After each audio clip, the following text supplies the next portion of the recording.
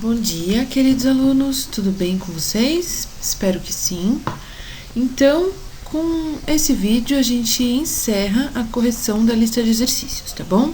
Esses são os últimos exercícios que estão faltando, os exercícios 9, 11, 13 e 18 da lista. Já corrigimos todos os outros em vídeos anteriores e vamos então iniciar. Exercício de número 9. É correto afirmar que as plantas carnívoras não precisam fazer fotossíntese? Explique. Então, isso é baseado em algumas dúvidas de vocês que surgiram durante a aula. O nosso livro também fala alguma coisa por alto e eu resolvi aprofundar isso num exercício, tá? Então, a resposta é: não é correto afirmar que as plantas carnívoras não precisam fazer fotossíntese. As plantas carnívoras possuem um hábito carnívoro para suprirem suas necessidades de sais minerais. O fato de elas serem carnívoras não trazem a elas o suprimento necessário de glicose. Para isso, elas necessitam realizar a fotossíntese como todas as outras plantas. Então, comentei isso nas salas, falei que as plantas carnívoras, elas precisam de nutrientes, de adubo, e elas se especializaram para conseguir dessa forma, sendo carnívoras. Mas se a gente supre a necessidade de nutrientes delas, elas param de ser carnívoras. Tem pesquisas que mostram isso. Então, uma coisa é você conseguir glicose, outra coisa é você conseguir esse adubo, que são os sais minerais, tá? São coisas diferentes e não estão diretamente relacionadas. Então, mesmo que uma planta seja muito carnívora, que ela seja muito predadora de muitos animais, ela ainda assim faz a fotossíntese, como todas as outras plantas, tá bom? Essa é a 9.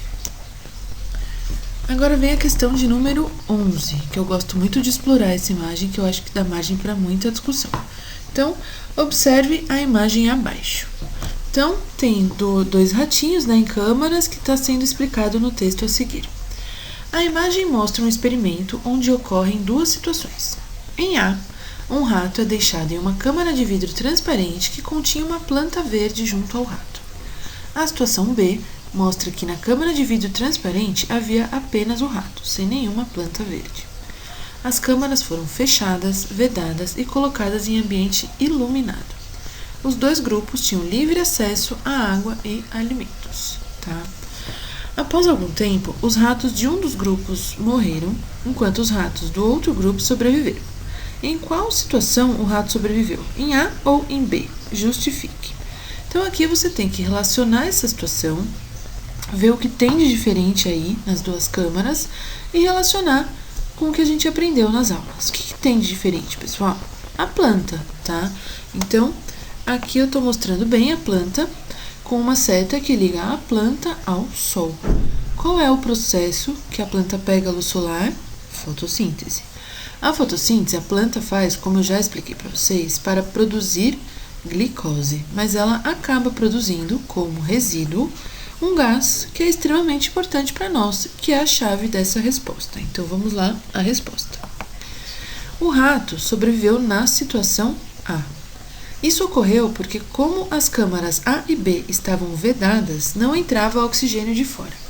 A única maneira de haver oxigênio dentro da câmara era ele ser produzido através da fotossíntese.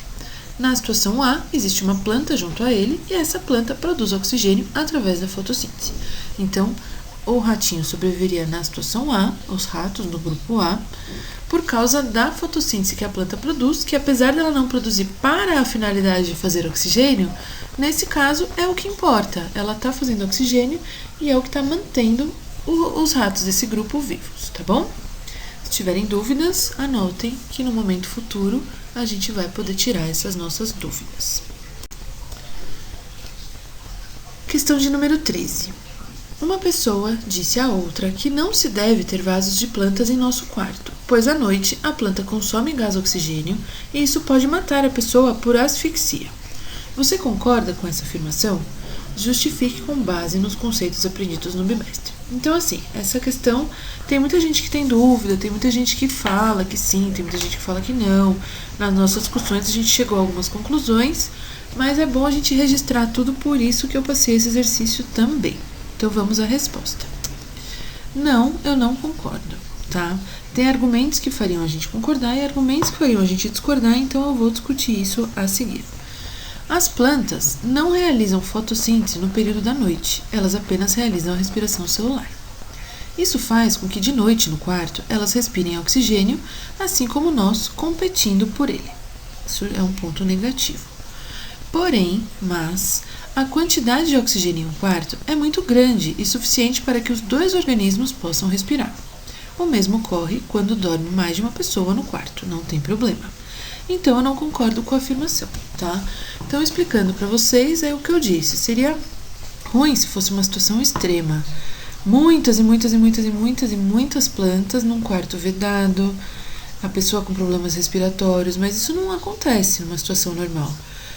Vocês já ouviram, vocês devem ter situações onde várias pessoas dormem acumuladas no mesmo quarto, juntas. Às vezes é uma festa de amigos, às vezes é uma família numerosa. Dá para dormir muita gente no mesmo quarto sem ninguém ter problema de asfixia. O mesmo acontece com a planta. Pode dormir uma pessoa e uma planta no quarto que não tem problema, tá? Por que as pessoas falam que tem problema? Porque tem plantas que provocam reações alérgicas nas pessoas. E aí é isso que os médicos não gostariam que ocorresse, as médicas, enfermeiros, enfim. Por isso que retiram as plantas quando a gente vai visitar alguém no hospital e leva flor. Eles retiram porque eles não sabem se a pessoa pode ter uma reação, se pode ter um bichinho na planta, esse bichinho à noite escapar e picar a pessoa, coisas do tipo, tá? Mas a questão do oxigênio, ela não aconteceria. Você não morreria de asfixia em um quarto se você dividisse o espaço com uma planta, tudo bem? Então, vamos para a próxima. Essa é a nossa última, tá? E ela começa assim: faça um mapa mental que tem como tema central os corpos celestes. Escreva características principais de cada tipo de corpo celeste e faça um desenho ilustrando cada tipo. Então, eu esbocei aqui no computador e aí usei algumas características daquelas que eu passei na lousa para vocês. Então, ele ficou assim. Os corpos celestes, o tema central, né, em azul claro. Então, não coloquei definição de corpos celestes, só já coloquei as flechinhas indo para cada tipo de corpo celeste, porque era isso que o enunciado estava pedindo, tá? Então, o primeiro grupo de corpos celestes, estrelas.